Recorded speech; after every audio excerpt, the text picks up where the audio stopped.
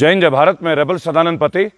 आज कश्मीर का चौथा दिन है मेरा दौरे में आप लोगों के बीच, और ये मुद्दा जिसको आज मैं आप लोगों के बीच शेयर करना चाहता हूँ मेरे दिल के बहुत करीब है।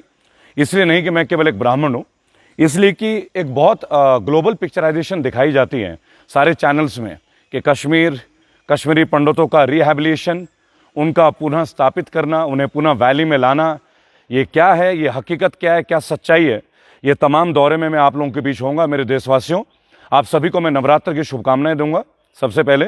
और हमारा देश विविधता में एकता है, वासुदेव कुटुंबकम, यही हम लोग शुरू से पढ़ते हुए आए हैं और देखते हुए आए हैं। और मैं कश्मीर का ये मेरा 24वां दौरा है।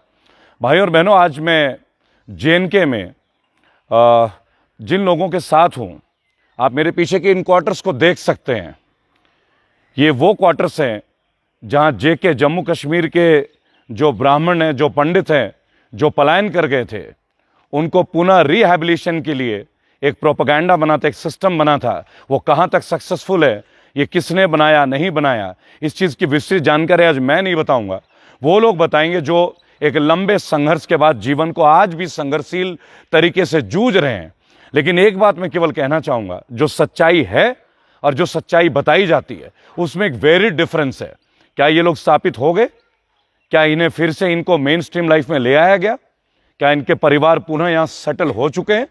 क्या इनके साथ जो दौर था, मैं उस दौर की बात नहीं करूंगा, पर जो वायदे इनसे किए गए थे अलग विभिन्न राज्य सरकारों ने, और कौन सी गवर्नमेंट है जिन्होंने कुछ किया, और केंद्र की सरकार जो 2014 से है लोटस, और 2019 5 अगस्त जब से आर्टिकल 370 हटाया उसके बाद में क्या इनके जीवन में बहुत बड़ा कोई डिफरेंस आ गया है? क्या इनके परिवार के लोग अब वस्तुतः अपने घरों में वापस आ पाए, क्या वैली में आ पाए या नहीं आ पाए, इनकी जानकारी मैं आपके बीच शेयर करूंगा। और भाई और बहनों, एक बात आपको जानना चाहूंगा कि कौन सा क्षेत्र है, तो मेरे साथ जो भाई साहब हैं वो आपको बताएंगे। आप कैमरे में देखते हुए बोलेंगे, इसे पकड़ेंगे आप। जी, ये शेखपुरा पंडित कॉलोनी है। शेखपुरा पंडित कॉलोनी जी, बड़गाम डिस्ट्रिक्ट कौन सा पड़ता है? ये बड़गाम पड़ता है। तो आप मुझे बताएंगे, ये जो कैंप है जैसे कि हम लोग देख सकते हैं, इसका पर्पज, आप यहाँ क्या करते हैं और किस तरीके से आप लोग यहाँ आए, जरा आप कैमरे में देख के बताएंगे। जी, वर्ष 2008 में मनमोहन सिंह जी की सरकार से एक हमको मिला था पैकेज, पीएम पैकेज। जी हाँ, प्राइम मिनिस्टर स्पेशल पैकेज। उसमें जो कश्मीरी पंडित्स थे, उससे पहले बहुत सारी कोशिशें की गई कि कश्मीरी पंडित्स को वापस लाया जाए, लेकिन कश्मीरी पंडित्स वापस ना आ पाए किसी न किसी संदेश से, किसी न किसी आपूर्ति से। बाद में एक इकोनॉमिकल पैकेज रखा गया। इस इकोनॉमिकल पैकेज के द्वारा इन्होंने कश्मीरी पंडितों को यहाँ पर वापस लाने की कोशिश की, जिसमें लगभग 3000 कुछ पद रखे गए थे, और 3000 पद में से लगभग 2000 या 2200 पद ऐसे हुए हैं जिन पे लोग आए हैं काम करने। ये कॉलोनीज उसी के लिए है। ये जो क्वार्टर्स हैं, जो मेरे पीछे कैमरामैन दिखा सकते हैं, ये कितने क्वार्टर्स हैं यहाँ पे जो इस वक्त हम लोग हैं? हम यहाँ पर बड़गाम जिले में। जी हाँ, ये बड़गाम जिले में 200 क्वार्टर्स हैं, और इसी तरह से क्वार्टर्स यहाँ पर वेसू में है, कुपवारा है, मटन में है, ये 4-5 जगह पर इतनी क्लस्टर्स नहीं जी। ये जो पैकेज हमारे लिए बनाया गया था, ये था permanent rehabilitation and economic package. और इस कैंप को जहां आप खड़े हैं, इसको ट्रांजिट कैंप शेखपुरा के नाम से ही जाना जाता है। आपको बताना चाहूंगा, ये लाइन बहुत इंपॉर्टेंट है जो भाई साहब ने अभी कहा है, ये ट्रांजिट कैंप है। ये हर कोई का मतलब आप टेम्पररी है, कहीं भी शिफ्ट किए जा सकते हैं, ऐसा ही है? बिल्कुल। ये सिर्फ 2 कमरों का फ्लैट है, मतलब सिर्फ 2 कमरे हैं, और बाथरूम है, किचन है, थोड़ी सी सामने लॉबी है। ये बिल्कुल उतनी नहीं है जितनी एक परिवार को होनी चाहिए। हम तो अपना गुजारा कर लेते हैं, लेकिन हमारे पास जब भी कोई संबंधी आए, सगा संबंधी आए, रिलेटिव मेहमान आए, गेस्ट आए, तब हमको देखना पड़ता है किस कोने में हम जाए और अपने आप को छिपाए, और किस कोने में उनको छिपा सके। सवाल होगा आप लोगों से, क्योंकि मेरे सवाल तीखे होते हैं और मेरा प्रदर्शन भी तीखा ही रहा है शुरू से।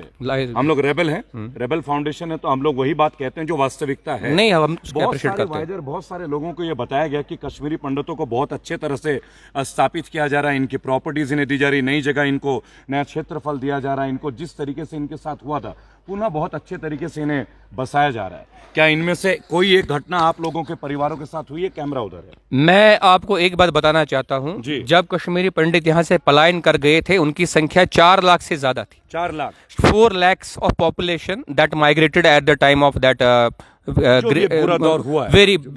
very attempted deliberate violence. It was a very deliberate violence. अब देखिए, उसमें अगर 2000 कश्मीरी पंडित यहाँ पर, वो भी एक इकोनॉमिक पैकेज के दौरान यहाँ पर आते हैं, जो मजबूर हैं, जिनको गुजारा करना है। तो 2000 या 2500, उससे ज्यादा यहाँ पर पंडित नहीं। 4.5 लाख, वही मैं आपको समझा रहा हूँ कि ये कहाँ से पूरा वापस रिटर्न ऑफ पंडित होगी। ये रिटर्न नहीं कहलाई जा सकती है। आपका समय लूंगा खाली। इस वीडियो में आप इस बात को गौर कीजिएगा कि 4.5 लाख परिवार और इकोनॉमिक पैकेज के लिए 2,500, तो जो रेशियो है, जो एक्स्ट्राटा है, दोनों के बीच का जो गैप है बहुत ज्यादा है। वो कितना बड़ा, इसका कोई रेशियो, कोई मापदंड ही नहीं हो सकता।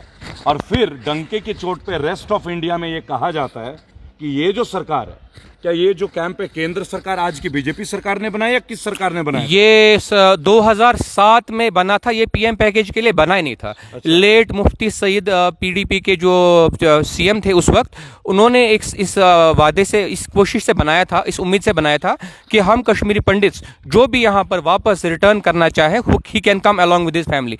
लेकिन उस 2007 के अनाउंसमेंट पे यहाँ पर और मटन में कैंप बना था। Not a single Kashmiri Pandit family camp. Mutton नाम है, मैं पहले बता दूंगा। मटन जगह नाम, कोई फूड कमोडिटी नहीं समझे जो भी दर्शक इस सुन रहे हैं, बिकॉज रेस्ट ऑफ इंडिया में बहुत सारे लोग इस बात से वाकिफ नहीं है। सूर्य मंदिर के नाम से मटन एक विश्व प्रसिद्ध जगह है। सूर्य मंदिर वहां पर है और उसी जगह को मटन का नाम दिया गया। वो वहां पर एक ये भी नाग भी है। एक और सीधा सवाल करूंगा जी, क्योंकि बैकग्राउंड लोग गूगल पे भी देखते हैं क्या होता है क्या नहीं होता। कैमरा उधर, मैं चाहूंगा आप लोग कैमरे में देख के संबोधित करेंगे। मुझे ये बताएं कि 5 अगस्त 2019 जब 370 को अपलिफ्ट हुआ है और आज ये 14वां महीना है, 14th मंथ रनिंग है फिलहाल। मैं कोई पॉलिटिकल आदमी नहीं हूं, ना ही कोई पॉलिटिकल बैकग्राउंड से बिलोंग करता हूं, ना ही राजनीतिक बातें करता हूं। मैं केवल लोगों की बात करता हूं। यही मेरे वीडियो और यही मेरे फाउंडेशन का मुख्य कार्य है। और हमारे सेशन को यूनाइटेड नेशंस, ऑस्ट्रेलिया और ब्रिटेन, हर जगह ही देखा जाता है। और वो लोग इस चीज़ को देखते हैं कि वास्तविकता क्या है। अब मैं वास्तविकता में ये नहीं दिखा सकता कि कोई ऑरेंज है और उसको कोई कहे कि ये सेब है। मैं ऑरेंज को सेब नहीं बना सकता। क्या आर्टिकल 370 अपलिफ्टमेंट के बाद आप लोगों के जीवन में वैश्विक तौर पे, सामाजिक तौर पे या आर्थिक तौर पे जम्मू कश्मीर के जो 4.5 लाख पंडित परिवार जो पलायन करे हैं, क्या उनके बाद कोई डिक्लेरेशन आप लोगों के लिए आया है? वास्तविकता में कुछ आया है इस 14 महीने? वास्तविकता में ऑन द ग्राउंड कुछ ऐसा नहीं हुआ है जिससे हमको कॉन्फिडेंस मिले कि हमारी कम्युनिटी वापस आ रही है। दोबारा सुनिएगा, 70-80% जब तक पंडित यहाँ पर नहीं आता तब तक इसको वापसी नहीं कह सकते। मैं केवल एक बात बोलूंगा, इस स्टेटमेंट को आप दोबारा सुने कि ऑन कंक्रीट एक भी ऐसा काम नहीं हुआ है जिससे लोगों को ये फेथ आए। ऑलमोस्ट 3 जनरेशन हो चुके हैं और लोगों जो पलायन करे थे उनके बच्चे शायद दोबारा कभी यहाँ आए भी ना हो। ऐसे कई परिवार हैं और वो आज भी उत्तर भारत में अलग अलग राहत शिविर में, मैं जम्मू भी जा रहा हूँ, वहाँ के शिविर कैंप का भी जो लाइव चीजें वो आपको शेयर करूंगा। तो आपको लगता है कोई भी कंक्रीट 97% कश्मीरी पंडित कश्मीर से बाहर हैं। उसमें से बहुत सारे लोग आना चाहते हैं, लेकिन यहाँ पर इस प्रशासन के द्वारा ऐसी स्थिति नहीं बनाई गई है जिससे वो आ सके, जिससे उनमें एक विश्वास जाग सके और उस कदम की ओर वो आगे बढ़ सके। हम चाहते हैं हम यहाँ पर आए और वो दिन अच्छा होगा जिस दिन लगभग हर जगह से, हर गली में से एक पंडित बाहर निकल के जैसे अपने मुसलमान भाइयों के साथ रहता था वैसे रहे। लेकिन प्रशासन, यहाँ पर मुसलमान भाइयों की कोई गलती नहीं है, न किसी की गलती है, गलती कम्युनिटी पॉलिसी फ्रेमवर्क में है। ये स्टेटमेंट बहुत अच्छा है। इन्होंने बोला यहाँ मुसलमान भाइयों की कोई प्रॉब्लम नहीं है, हम 10 साल से रह रहे हैं, वो इतने सालों कोई प्रॉब्लम नहीं है। लेकिन एडमिनिस्ट्रेशन में कोई ऐसी पॉलिसी नहीं है। अब तो सेंट्रल, बिकॉज अब राष्ट्रपति शासन है 14 महीने। बिल्कुल बिल्कुल, स्टेट गवर्नमेंट्स को भी नहीं ब्लेम कर, यूटी है, यूनियन टेरिटरी है। और यूनियन टेरिटरी बनने के बाद भी और 2014 से जो एक शासन आया था, उनके मैनिफेस्टो में मुख्य तौर पे जेएनके कश्मीरी पंडितों का डिक्लेरेशन था। लेकिन हम जब भी बात करते हैं, राम जन्मभूमि की बात करते हैं, अब नवरात्र हैं, मैं एक हिंदू हूं, हिंदुत्व का पाठ मुझे किसी भगवादारी से सीखने की जरूरत नहीं। पहली बात, हम पैदाइशी हैं। लेकिन मंदिर की बात आप करते हैं, मंदिर में 4.5 लाख परिवार तो नहीं रह सकते ना। उन 4.5 लाख परिवारों का जो कष्ट है, उनका जो हक है, आज आप 6.5 साल से ऊपर हो चुके हैं केंद्र की प्रशासन में और अब राष्ट्रपति शासन है। इसके लंबे दौर के बावजूद हमारा एक छोटा सा प्रश्न है कि इनके लिए, यानी कि कश्मीरी पंडितों के जो विस्थापन हुआ है, जिस तरीके से भी गए, बुरे दौर से गुजरे हैं, फाइनेंशियल क्राइसिस से गुजरे हैं, सामाजिक रिलेशन के अपवाद से गुजरे हैं, आज लोग अपने ही जमीन से दूर हैं, अपने ही आसमान से दूर हैं, उनके लिए आपने कोई फॉरम में कोई डॉक्यूमेंटेड प्रोजेक्ट आप लोगों को दिया है उन्होंने आज तक? कोई कम्प्रहेंसिव ऐसा कुछ नहीं है, सिर्फ दिखाने की पूर्ति के लिए कि कश्मीरी पंडित वापस लौटा है। कुछ हजार नौकरियां देने से कश्मीरी पंडित यहाँ पर नहीं बोला जैसा यहाँ पर आ गया। यहाँ पर मैं 2000 नौकरियां कुल दी है। और मतलब परिवार गए टोटल, फिर से मैं रिपीट 4 लाख लोग थे जब यहाँ से पलायन हुआ था। अभी भी हमारा 95-96% strata of population that is living outside the valley, that is still living as migrants in our own country. We are in displaced migrants. देखिए क्या कष्ट है। हम भी माइग्रेंट्स ये बोल रहे कि हम लोग डिस्प्लेस्ड माइग्रेंट्स है with in the country, in our own country, refugees. जैसे कोरोना काल में आपने मजदूरों को प्रवासी मजदूर बोल दिया, जबकि प्रवासी शब्द उन पक्षियों के लिए यूज होता था जो दूसरे देश से आते थे पानी पीने के लिए, जहां उनके देश में पानी प्रवासी, दैट आर माइग्रेटरी वर्ड्स। और यहाँ यही लोग जो इस देश के जन्मभूमि जिनके ही है, कर्मभूमि जिनके ही है, आज वो माइग्रेंट्स की तरह जीवन जीने को निर्भर है। लिटरली निर्भर। मैं चाहूंगा कि आप स्टैंड को उठा के एक बार पूरे कॉलोनी को दिखा दें। हम माइग्रेंट कंप्लीट है यहाँ पे।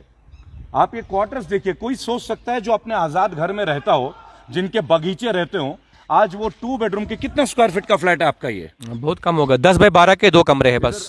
देखिए 10 फुट बाय 12 फुट के 2 कमरे। रिकॉर्ड इस चीज को लें, 10 बाई 12 फीट 10 बाई 12 फुट के 2 कमरे और थोड़ी सी बागे लॉबी है। जिस जम्मू कश्मीर की एक सभ्यता रही, जहाँ कालीन बिछते हैं, जहाँ की मेहमान नवाजी कल्चर में, ब्लड में, जो लोग खुले बगीचे में, आंगन में रहते थे, आज वो 10 बाई 12 के कमरे में इतने सालों से, वो भी केवल 2 से 2,500 परिवार। किसी पुश्तैनी, किसी पंडित की पुश्तैनी कोई संपत्ति नहीं रही है यहाँ पर, या तो जल गई या तो डिस्ट्रेस सेल में हमने उसको निकाल दिया। इधर आके बोल रहे हैं आप, उधर से ना बोले, इधर आ जाइए। तो ये आपका मंच है, कोई ये हमारा बाग अभी खिला नहीं है, हम यहाँ पर खुशी से रहना चाहते हैं। और हम जो 2010 की पैकेज के एम्प्लॉयज हैं, हमारा भी इनको आभार मानना चाहिए कि तब जब यहाँ पर कोई एक पंडित आना नहीं चाहता था, हमने सब छोड़ के घर वालों से, रिश्तेदारों से लड़ाई करके हम यहाँ आना चाहते थे, क्योंकि हम उस वक्त जवान थे, नया खून था। हमने कहा नहीं, पंडित वहाँ पर कश्मीर में होना चाहिए। ये सतीसर है, ये देवताओं की भूमि है, ऋषियों की भूमि है। अगर पंडित यहाँ नहीं है तो यहाँ पूरा कल्चर कंप्लीट कभी हो ही नहीं सकता है। मेरा पिछले 4 दिन के दौरे में मैं जहाँ भी गया, मैं हजरतबल गया, यूनिवर्सिटी कैंपस के, आप लोग मेरे वीडियो में देख सकते हैं। कल मैं सलमान सागर से मिला, उमर अब्दुल्ला जी से भी मैं मिल रहा हूँ, और महबूबा मुफ्ती से भी मैं मिलूंगा। इस दौरे में मैं सभी को कंप्लीट करना, पर मेरा एक सीधा क्वेश्चन है माननीय राष्ट्रपति महोदय, सभी ने निवेदन करूंगा, आज आपका शासन है, आज राष्ट्रपति शासन है।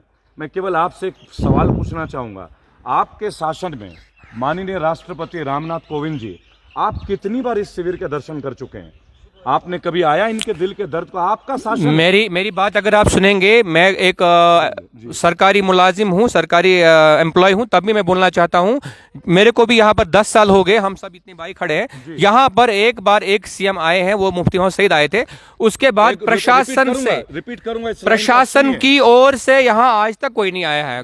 नोबडी, ना रिलीफ कमिश्नर, ना कोई सेक्रेटरी, ना कुछ। ये एक पिछड़े हुए लोग हैं, पिछड़ी हुई जाति है, बस रखा है कागजों में, और बाकी कोई किसी को हमारी ये ना चिंता है। रिपेयर वर्क स्टार्ट हुआ, पिछले 10 साल से रिपेयर वर्क स्टार्ट हुआ है जी, जिसमें एडमिनिस्ट्रेशन जी, जो रिलीफ एंड रिहेबिलिटेशन कमिश्नर जो है, उसके अंडर रिपेयरमेंट ऑफ वॉशरूम और किचन का एक प्लान था जो पिछले 10 साल से चल रहा है। बट उसमें अनफॉर्चुनेटली एक सेटबैक है कि वहाँ रिपेयरमेंट पिक एंड चूज पे हो रहा है। फ्रेम पूरा हो जाएगा। एक दूसरा सेटबैक ये है कि एडमिनिस्ट्रेशन जो रिलीफ एंड रिहेबिलिटेशन कमिश्नर की तरफ से जितने भी ऑफिसर्स है, चाहे तहसीलदार है, चाहे डिप्टी रिलीफ कमिश्नर है, चाहे जो श्रीनगर का ऑफिस है या जम्मू का उनका ऑफिस है, उस एडमिनिस्ट्रेशन की तरफ से यहाँ कभी कोई ऑफिसर नहीं आता है, ऑन स्पॉट ये देख नहीं रहता है कि किस वॉशरूम, किस किचन, किस ब्लॉक में रिपेयर वर्क हुआ है या नहीं हुआ। मैं एक बात या एक और अनफॉर्चुनेट चीज है कि वहां पे रिपेयर वर्क जो है on the basis of approach pick and choose होता है। जैसे एक ब्लॉक में 12 फ्लैट्स है, उसमें एक फ्लैट में रिपेयर हो रहा है, बाकी 11 भगवान के हवाले किए गए हैं। सुनिए भाई साहब, मैं एक बात बोलना चाहूंगा, जो तकलीफ ये बता रहे हैं कि रिपेयर वर्क्स के लिए भी कोई उठ के नहीं आता। ये जो बनाए गए 2 बेडरूम का जो फ्लैट आप समझते हैं रेगुलरिटी में, और ये भी ट्रांजिट है, ये भी मैं आपको बता दूं, ये टेम्पररी, ये परमानेंट एकोमोडेशन नहीं है। जो लोग खुले आंगन में रहते थे, आपने उन्हें पिंजरे में बंद कर दिया। मेरा एक छोटा सा सवाल होगा, इनसे मैं पूछूंगा, और उससे पहले इस वीडियो के माध्यम से, क्योंकि ये वीडियो सर्कुलेट होगा लगभग 150 चैनलों में through out the country and through out the world, और मैं भारत की बात करता हूं, मैंने कभी हिंदुस्तान की बात आज तक करी नहीं। यही भारत का सर है कश्मीर, और भारत के सर के जो ताज हैं वो आज हाशिए में जो मेरे साथ खड़े हैं। लोगों में भय होता है, लोग आके बोलते नहीं है, सरकारी मुलाजिम है, उसके बावजूद अपने दर्द को शेयर कर रहे हैं, किन हालातों में जी रहे हैं। माननीय मोदी जी, आपके मैनिफेस्टो में ये था सबसे पहले आर्टिकल 370, पर आर्टिकल 370 किसके लिए था? अपलिफ्ट करना उनके वाशिंदों के लिए था, यहाँ के निवासियों के लिए था, कश्मीरी पंडितों का रीसेटलमेंट था। आप उन्हें रिहेबिलिट भी नहीं कर पाए। रीसेटलमेंट तो खैर आप क्या करेंगे, आज 6.5 साल के आपने कोई रोड मैप नहीं बनाया। आपने जीएसटी लागू की, नोटबंदी की, वेल एंड डू, आपने हमसे सब लिया, आपने हमसे चालान लिए, सब हम देंगे, आपको और चाहिए हम और देंगे। लेकिन मैं एक बात पूछता हूं, अच्छे दिन हमारे कश्मीरी पंडितों भाई बहनों के लिए कब आएंगे? वो माताएं, वो पिता जो यहां से उठ के चले गए और बुढ़ापे में आ गया 30 साल बाद, वो इंतजार कर रहे हैं जिन्होंने आपको वोट दिया था। आप तो चले गए उत्तर प्रदेश, आप तो चले गए जीएसटी, जो वादा आपने इन लोगों से किया था, उस वादे क्या के कब फेस करेंगे आप? ना आपके राष्ट्रपति महोदय इनके बीच आते हैं, ना आप आते हैं। आप जाते हैं कहीं भी बैठ के बोलते हैं, आइए ना इनके बीच में, आइए इनको फेस कीजिए।